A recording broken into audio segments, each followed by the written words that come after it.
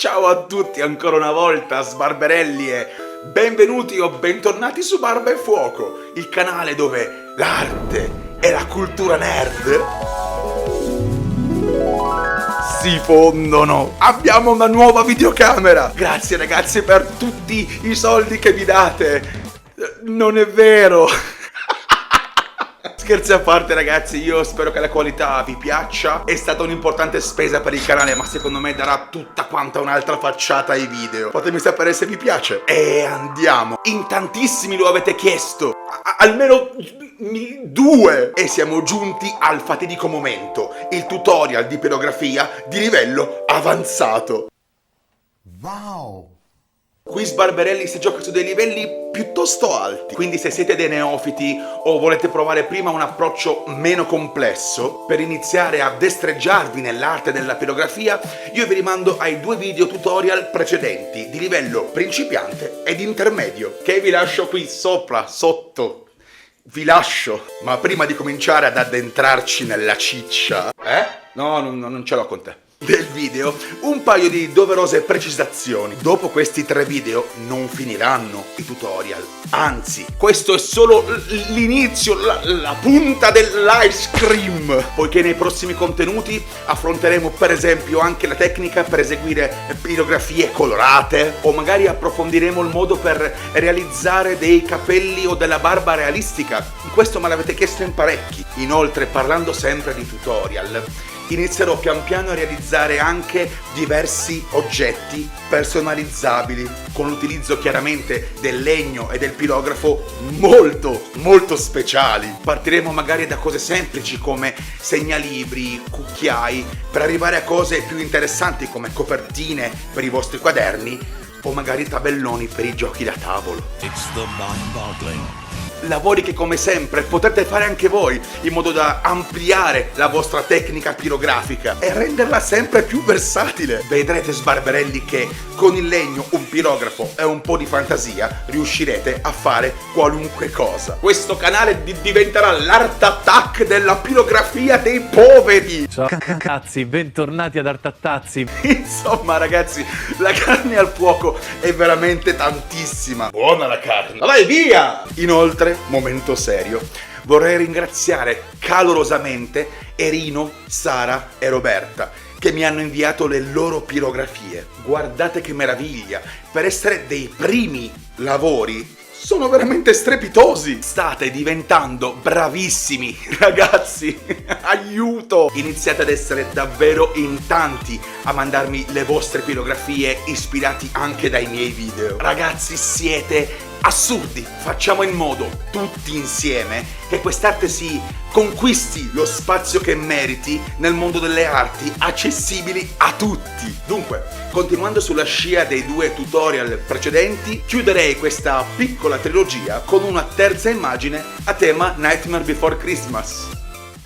Come sempre, perché sì.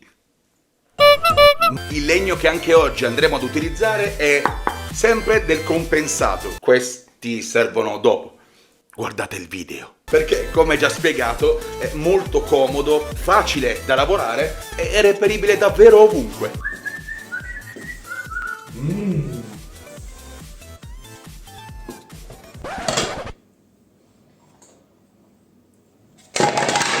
Dai che siamo quasi nel periodo natalizio, sbarberelli. E qui ve lo confesso, io adoro fare i regali. E quindi cosa c'è di meglio di regalare a chi amate una bella pirografia fatta da voi? Un bonifico! E allora, prima di cominciare, come sempre, vi ricordo che se questo video vi è piaciuto o vi è stato utile, potete condividerlo con i vostri amici, lasciarvi un bel like per farmi capire che apprezzate me e quest'arte e iscrivervi al canale Barba e Fuoco. E visto che amo far sentire ogni mio follower parte integrante di questo canale, tra l'altro ragazzi abbiamo superato i 600, sentite gli ingranaggi che si muovono? Non dimenticate di lasciarmi un commento se la cosa vi fa piacere. Io rispondo sempre a tutti perché, per come la vedo io, il canale siete voi.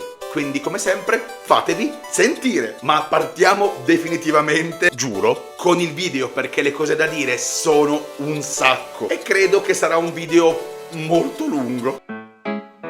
Do ba do Quindi prendete il vostro legno, accendete il vostro pirografo e godetevi questo tutorial, perché, come sempre, è ora di bruciare un po' di legno.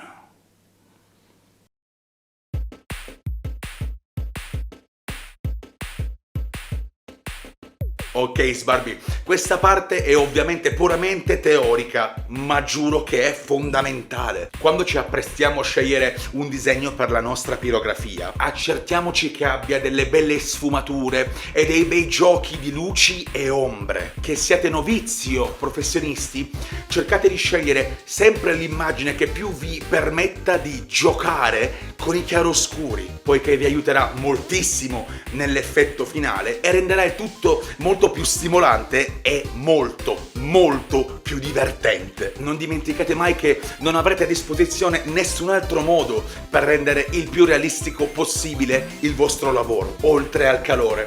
Quindi se bruciate la parte sbagliata, non si torna indietro. Questo cosa significa? Che le parti più chiare, i bianchi del vostro disegno, dovranno essere del colore del nostro legno, della nostra tavola. Per gli scuri non c'è problema.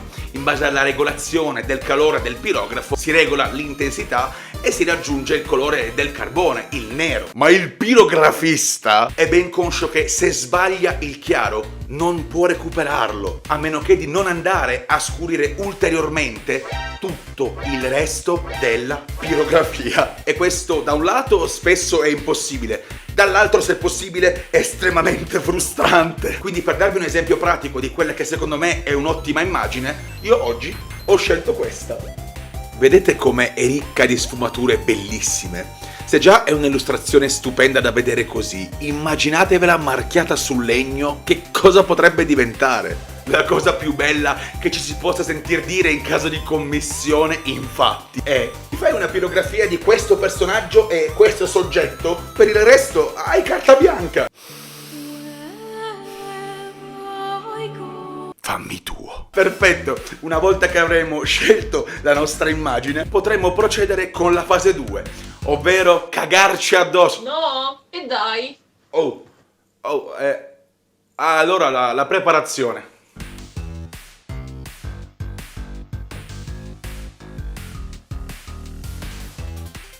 Essendo un lavoro realistico, dovremmo fare in modo che anche soltanto le linee disegnate a matita siano estremamente precise, poiché, come già saprete, basta una sola bruciatura nel punto sbagliato per rovinare completamente la vostra pirografia, senza possibilità di poter riparare. Vedete come la mia faccia è diventata seria in questo punto? Io praticamente sempre utilizzo la tecnica della griglia, che è molto semplice, anche se, per citarvi un esempio, c'è magari quella della carta carbone, molto comoda, con la quale vai a ricalcare un'immagine per riportarla fedelmente sul legno. Ma presenta, a mio avviso, due scomodità in realtà rilevanti. La prima consiste nel dover avere necessariamente sempre una stampante pronta in casa per avere sempre la copia fisica del vostro disegno, e la seconda è che, a meno che non siate estremamente leggeri con il tratto, spesso tende a lasciare le linee, quindi sporcare il legno,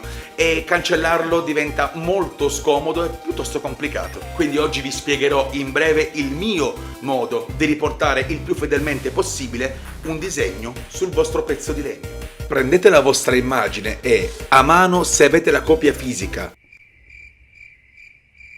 o con un programma se l'avete sul telefono o sul PC, disegnate una griglia con linee orizzontali e verticali. Non c'è un limite alle linee che potete utilizzare, più ne metterete e più potrete essere precisi nel disegno. L'unica avvertenza è mantenere il tratto molto leggero, poiché alla fine dell'opera dovremo cancellarle. Dopodiché riportate la griglia in scala sul vostro bel disegno e, seguendo le linee dell'immagine di partenza, potrete iniziare a riprodurle sull'opera facilmente. Una volta che avremo riportato il più fedelmente possibile l'immagine scelta sul nostro legno, potremo cominciare ad accendere il pirografo. Quindi assicuratevi, come sempre, di avere un po' di tempo da dedicargli e partite.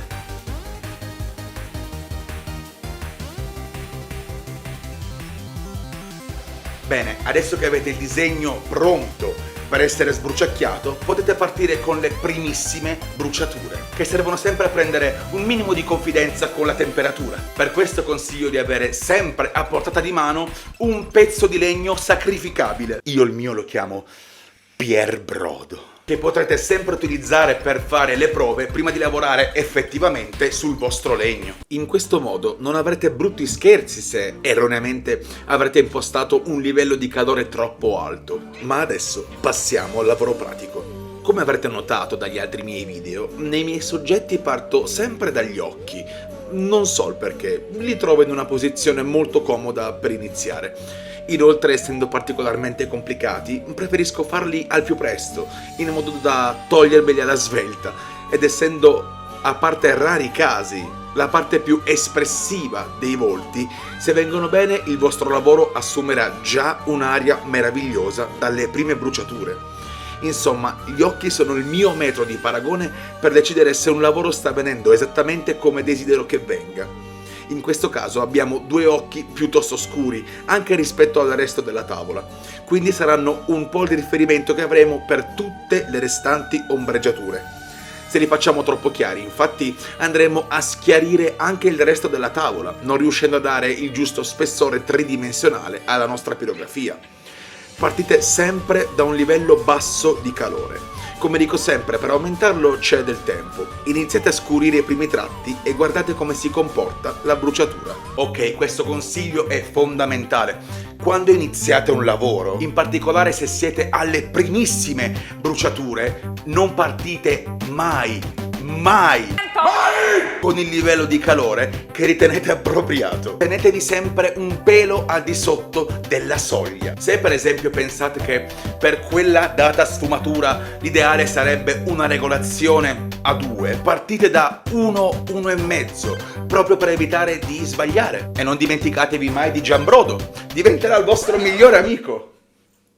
Come potete vedere, io parto sempre da bruciature estremamente leggere, anche per parti che richiedono evidentemente una bruciatura più elevata. Questo perché lavorare con un calore leggero permette di essere molto più precisi e nei livelli avanzati non possiamo permetterci imprecisioni. Una volta soddisfatti dell'area lavorata, possiamo passare a scurirla un po' alla volta, fino a raggiungere l'effetto desiderato. Ok sbarberelli, due cose davvero fondamentali sulla regolazione del calore, perché ho notato che è uno degli argomenti che sono più complicati da comprendere. Quindi prendete i vostri tacchini e segnatevi tutto. La prima è che anche per fare gli scuri più scuri, non serve regolare il pirografo a livello di calore alto. Ebbene sì, proprio perché, essendo una macchina che lavora con il calore, per più tempo rimarrete con la punta in un preciso punto della tavola e più questo andrà a scurirsi. Quindi il segreto non sta nel bruciare tanto, ma nel bruciare lentamente. Il secondo motivo per cui sconsiglio sempre di utilizzare alte temperature, a meno che non abbiate spazi veramente enormi da riempire di nero, è l'effetto, la scia del calore che il pirografo lascia sul vostro legno. Ma vi faccio vedere un esempio pratico. Prendiamo questo pallino che devo rendere completamente nero. Con una temperatura leggera posso destreggiarmi tranquillamente avvicinandomi molto ai bordi ed ottenere così una tonalità molto scura senza temere di sbavare, vedete? Invece con un calore elevato non solo la nostra precisione calerà drasticamente, ma guardate la scia del calore cosa combina lungo i bordi. Questo può letteralmente rovinare una tavola, poiché in quest'arte una delle prime cose che si notano sono proprio le sbavature di calore fuori dai bordi. E quindi io non finirò mai di ripetermi. Quando pirografate dovete farlo con tempo, calma e passione. La fretta è nemica di quest'arte, come secondo me della maggior parte delle cose belle. Quando pirografate dovete godervi ogni istante di quello che state facendo. Dovete entrare in sintonia con il legno che vi sta permettendo, vi sta concedendo di fare la vostra arte. Amate e rispettate il legno che avete davanti. Non potrà che uscirne un'opera grandiosa. Garantito.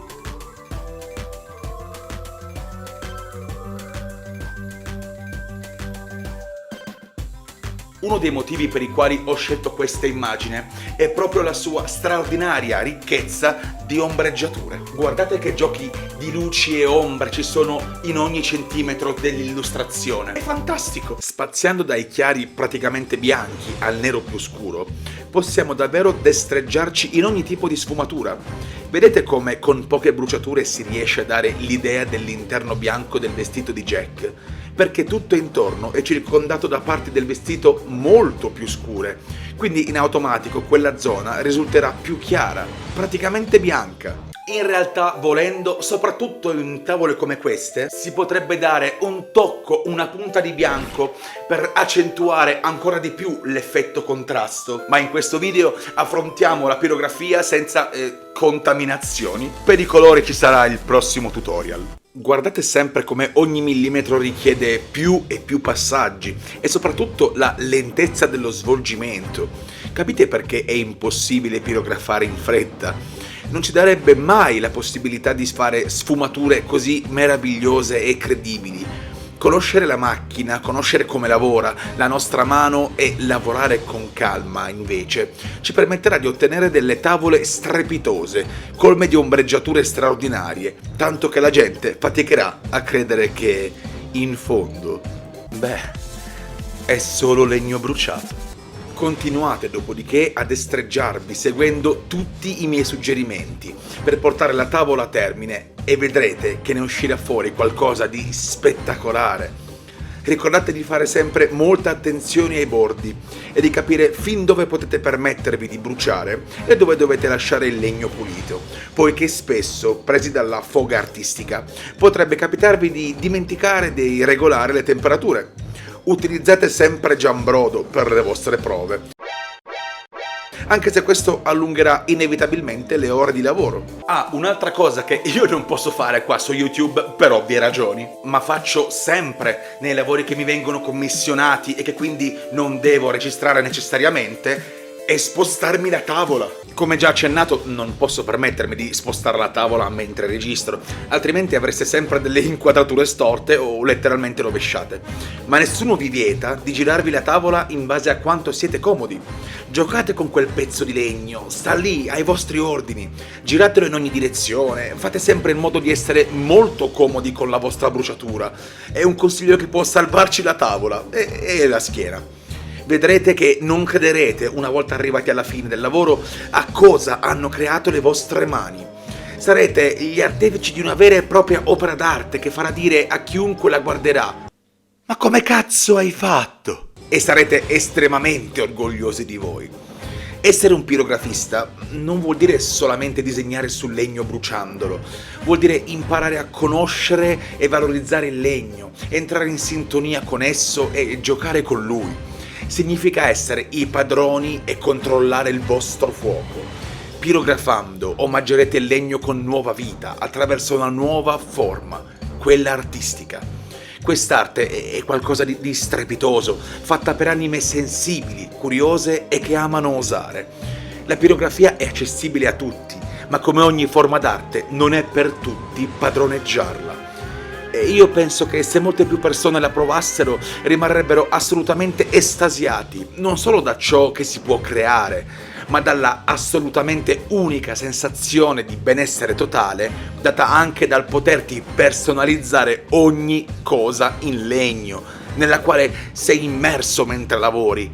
Osate, amici miei, provate, mettetevi alla prova, battetevi, perché io sono convinto che in ognuno di noi, per quanto la forma possa cambiare o si possa rinnegare, batte il cuore sensibile di un vero artista.